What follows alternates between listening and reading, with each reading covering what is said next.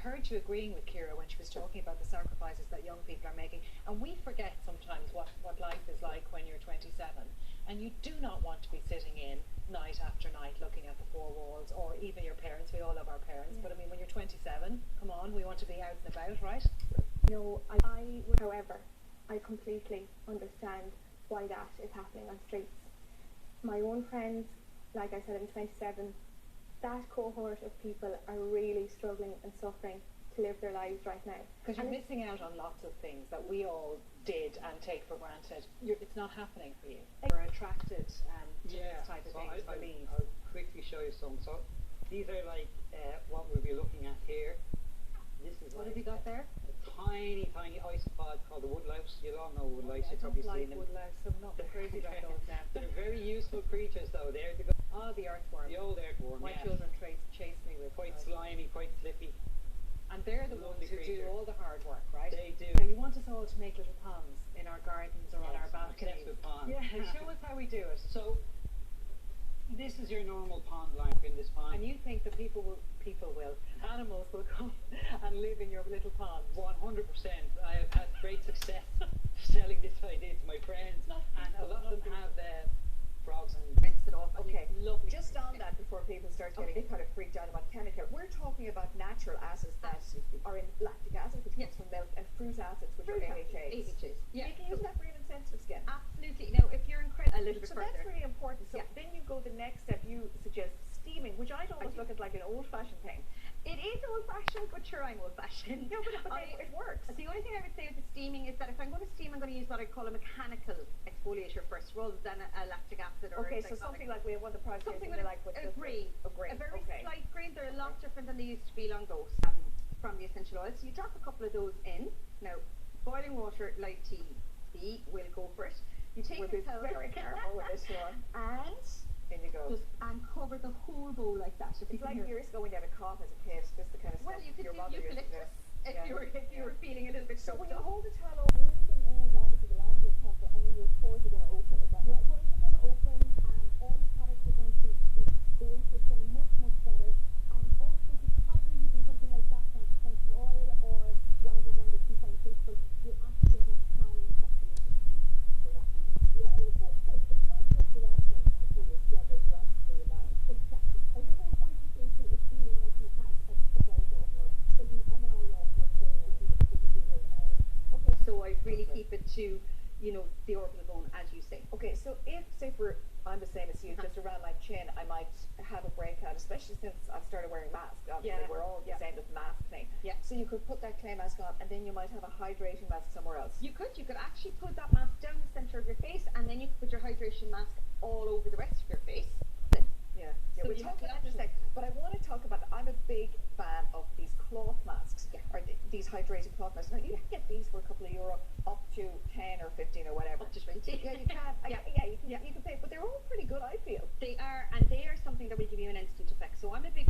If you read magazines, if you're addicted like me to magazines, I'm always reading about these new things that are out. And new masks now, for example, masks like these, which are the sleeping masks that you recommended there, Siobhan. So you can leave these on overnight, and they're the kind of new buzzwords at the moment. Absolutely. So this I'm just preserving a blow dry, because you've done my hair a lot of times, and I say I was going to an event the next day or whatever, and I wanted it to hold. I actually once got, it wasn't you, but I actually once got a blow dry and flew to Portugal with that blow dry and did a shoot the next morning, so it can work. So tell us how to do this to kind of preserve the hair. Okay, what you're doing now for your hair, for instance, if you wanted a bouncy blow dry, because you've done with me, so you've smaller different ones. sections like this, almost like rolling it kind of around your finger like this, and then clipping it up, and then just leaving it like that, sleeping in it. And the smaller the section, Maura, the more bouncy and curly, and the bigger the section, the sleeker. Brilliant. Another good trick is the silk pillowcase.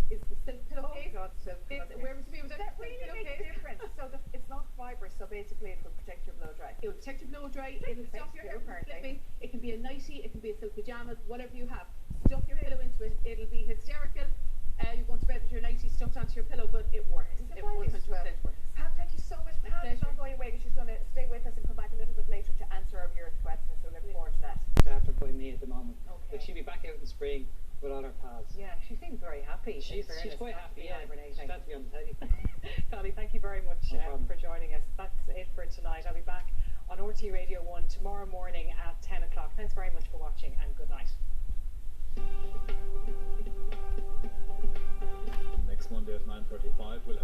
edition of Prime Call with Claire Byrne live directly after that at 10:35. Next tonight, 7 artists but only one winner in Exhibitionists Road to the RHA.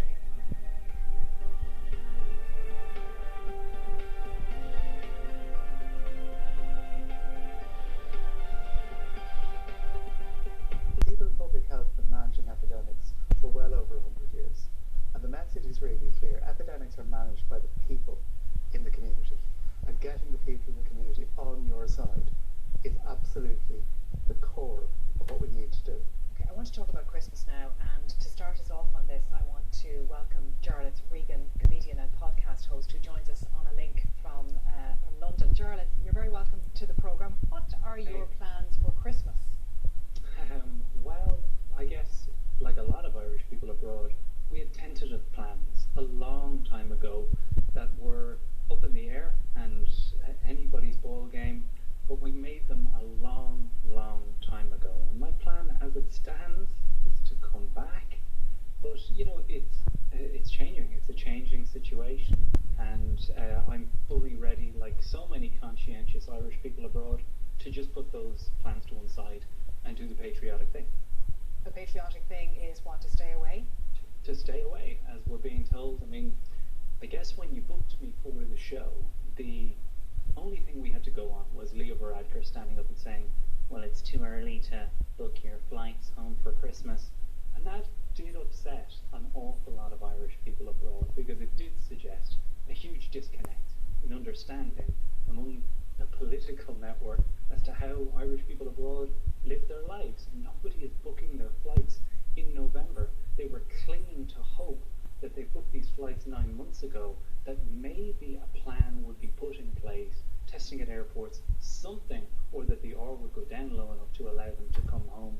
And that hurt. I mean, it was messaging that said, we don't really think about it, we don't really care, and our plan is not to have a plan, but to kind of break it to the kids in mid-November that there isn't going to be a Christmas. Yeah, it's very tricky, and I know you put your own plans in place, as you say, to quarantine and do everything right, so you'll come home a little bit earlier before Christmas to get that out of the way, so that you can maybe see your family and relax. And honestly, Claire, the situation that we're in now, where that messaging has changed towards saying, don't come back. Who are they speaking to when they say that? Like, who is that addressing? Because now you've got a bunch of really conscientious Irish people abroad, like ourselves, who are like, we won't come back if it's not the right thing to do.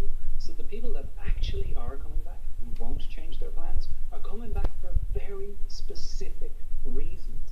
Their situations, health situations, or whatever their personal situations are very specific. They bring them to a situation where they can't change those plans.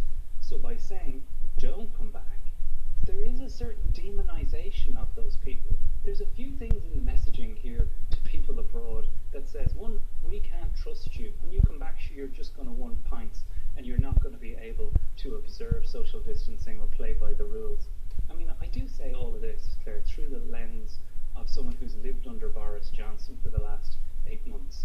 By and large, Irish people abroad are very envious of the governance that we've seen back home. Certainly my brother in America is watching things implode because of bad governance. So I say all this as an Irishman abroad who's very envious of how this has been handled. And I get the irony of my cuckoo clock going off as I say that. Well, George, we wanted to take the temperature of people on this question, and we asked 1,000 adults on